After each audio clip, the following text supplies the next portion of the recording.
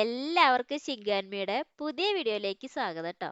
അപ്പൊ ദേ ഇന്ന് നമ്മളെ തമിഴ്നാട്ടുകാരുടെ മെയിൻ വിഭവങ്ങളിലൊന്നായിട്ടുള്ള പൊങ്കലാണ് ട്ടോ തയ്യാറാക്കിയെടുത്തുള്ളത്. ഇപ്പോഴാണെങ്കിൽ തമിഴ്നാട്ടിൽ പൊങ്കലാഘോഷം ഇങ്ങനെ തകൃതിയായിട്ട് നടന്നുകൊണ്ടിരിക്കുകയാണ്. അപ്പൊ ഈ ഒരു സമയത്ത് അവർ തയ്യാറാക്കിയെടുക്കുന്ന ഈ റെസിപ്പി നമുക്ക് വളരെ എളുപ്പത്തിലും നല്ല ടേസ്റ്റി ആയിട്ടും തയ്യാറാക്കിയെടുക്കാം ട്ടോ. ഇപ്പൊ ഞാനൊക്കെ ഈ ഒരു റെസിപ്പി കഴിച്ചിട്ടുള്ളത് ഞങ്ങൾ തമിഴ്നാട് പഠിക്കാൻ പോയ സമയത്താണ്.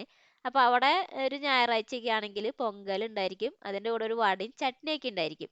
അപ്പൊ ആ ഒരു ടേസ്റ്റ് ആണ് ഈ ഒരു റെസിപ്പിയിൽ നമ്മൾ തയ്യാറാക്കി എടുത്തിട്ടുള്ളത് കേട്ടോ. അപ്പൊ അതേ ഇതിലേക്ക് ഒരു 3/4 കപ്പ് പച്ചരി എടുത്തിട്ടുണ്ട് കേട്ടോ.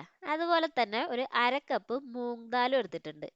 ഇനി നമുക്ക് ഇതേ ഒരു കുക്കറിൽ ഇതിൽ വേവിച്ചെടുക്കാം. അതിനായിട്ട് ആദ്യം കുക്കറിലേക്ക് 1 ടീസ്പൂൺ നെയ്യ് ചേർത്ത് കൊടുക്കുന്നുണ്ട് കേട്ടോ. ഇതൊന്ന് ചേർത്ത് കൊടുത്തതിന് ശേഷം ഉണ്ടല്ലോ, ഇതിലേക്ക് നമുക്ക് ഈ കഴുകിയൊക്കെ വൃത്തിയാക്കി വെച്ചിട്ടുള്ള ദാല് ചേർത്ത് കൊടുക്കാം.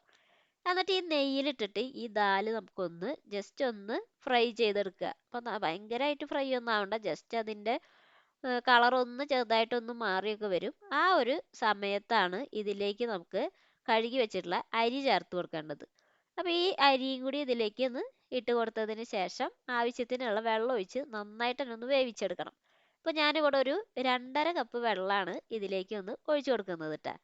അപ്പോൾ ഇത് നന്നായിട്ട് തന്നെ വെന്ത് കിട്ടും. പിന്നെ അതേ ഉപ്പ്, അത് 1 ടീസ്പൂണോളം ചേർത്ത് കൊടുക്കുന്നുണ്ട്. അങ്ങനെ ആ ഉപ്പൊക്കെ ചേർത്തിട്ട് നന്നായിട്ട് തന്നെ ഒന്ന് മിക്സ് ചെയ്തതിന് ശേഷം ഇതിനെ നമുക്കൊന്ന് അടച്ചു വെച്ചിട്ടൊന്ന് വേവിച്ചെടുക്കാം. അപ്പോൾ ഒരു 3 വിസിലൊക്കെ മതി, ഇത് നന്നായിട്ട് തന്നെ ഒന്ന് വെന്ത് റെഡിയായി കിട്ടും.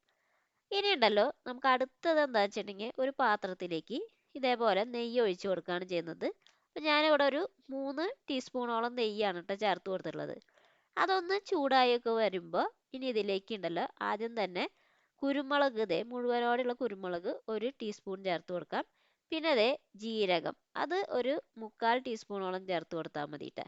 പിന്നെ ഇഞ്ചി ഇതേപോലെ ഒന്ന് അരിഞ്ഞത് 1 ടീസ്പൂൺ ഇട്ട് കൊടുക്കുന്നുണ്ട്. പിന്നെ ഒരു പച്ചമുളക് ചേർത്ത് കൊടുക്കാം. ഇനി ഇതിലേക്ക് കുറച്ച് കറിവേപ്പില, അതുപോലെ തന്നെ കാഷ്യൂനട്ട്, അത് നമ്മളൊരു 5-10 എണ്ണമൊക്കെ എടുത്തിട്ടുണ്ട്. അതും കൂടി ഇട്ട് കൊടുത്തിട്ട് ഇതിനൊന്ന് നമുക്കൊന്ന് അതിൽ കിടന്നൊന്ന് ഫ്രൈ ചെയ്തെടുക്കാം. അങ്ങനെ അതൊന്ന് മൂത്ത് വരുമ്പോൾ ഇതിലേക്ക് ഉണ്ടല്ലോ നമുക്ക് ഈ വേവിച്ച് വെച്ചിട്ടുള്ള റൈസും ദാലും ഒക്കെ ഒന്ന് ഇട്ട് കൊടുക്കാം കേട്ടോ. അപ്പോൾ ഇത് നന്നായിട്ട് തന്നെ വെന്തൊക്കെ വന്നിട്ടുണ്ട്. ഇനി നമ്മൾ തമിഴ്നാട്ടിൽ ഇപ്പോൾ ഞാനൊക്കെ കഴിക്കുമ്പോൾ എങ്ങനെയാണെന്ന് വെച്ചിട്ടുണ്ടെങ്കിൽ അതിൽ ഇതേപോലെയല്ല കേട്ടോ ഇരിക്കുക, കുറച്ചും കൂടി ലൂസായിരിക്കും, അതായത് വെള്ളം പോലെ ഇരിക്കും കുറച്ചും കൂടി. അങ്ങനെ വേണമെന്നുണ്ടെങ്കിൽ നമുക്ക് ഇതിലേക്ക് 1 കപ്പും കൂടി വെള്ളം കൂടി ചേർത്തിട്ട് ഇതിനെ നന്നായിട്ട് തന്നെ ഒന്ന് മിക്സ് ചെയ്തെടുക്കാം. പക്ഷെ എനിക്ക് ഇതേപോലെ കഴിച്ചപ്പോഴാണ് കേട്ടോ ടേസ്റ്റ് തോന്നിയത്, അതുകൊണ്ടാണ് ഞാൻ ഇനി ഇതിലേക്ക് എക്സ്ട്രാ വെള്ളം ആഡ് ചെയ്യാത്തത് കേട്ടോ. ഇനി അങ്ങനെ ഒത്തിരി കുഴഞ്ഞിരിക്കണം എന്നുണ്ടെങ്കിൽ നിങ്ങൾ കുറച്ചും കൂടി ഒന്ന് വെള്ളം ചേർത്താൽ മാത്രം മതി. അപ്പോൾ നമ്മുടെ പൊങ്കൽ ഇവിടെ റെഡി ആയിട്ടുണ്ട് കേട്ടോ. അപ്പോൾ ഞാനിതൊന്ന് ജസ്റ്റ് ഒന്ന് ടേസ്റ്റ് ചെയ്ത് നോക്കട്ടെ. അപ്പോൾ പാകത്തിന് ഉപ്പൊക്കെ കറക്റ്റ് തന്നെയാണ്. ഇനി ഞാനിതിൻ്റെ മുകളിൽ 1 ടീസ്പൂണോളം നെയ്യ് ജസ്റ്റ് ഒന്ന് ചേർത്തതിന് ശേഷം ഇതിനൊന്ന് അടച്ചു വെക്കുകയാണ് ചെയ്യുന്നത് കേട്ടോ. ഇനി ഒരു 10 മിനിറ്റ് ഒക്കെ കഴിഞ്ഞിട്ടുണ്ട്. ഇനി നമുക്ക് ഇതിനെ ഒരു പ്ലേറ്റിലേക്ക് ഒന്ന് സെർവ് ചെയ്യാം. അപ്പോൾ നമ്മുടെ പൊങ്കൽ ഇവിടെ അടിപൊളിയായിട്ട് റെഡി ആയിട്ടുണ്ട് കേട്ടോ. അപ്പോൾ ഇത്രയേ ഉള്ളൂ, വളരെ സിമ്പിളായിട്ട് തയ്യാറാക്കിയെടുക്കാൻ പറ്റുന്ന ഒരു റെസിപ്പിയാണ്. നമുക്ക് ബ്രേക്ക്ഫാസ്റ്റിന് കഴിക്കാൻ പറ്റുന്ന ഒരു സിമ്പിൾ റെസിപ്പിയും കൂടിയാണ്.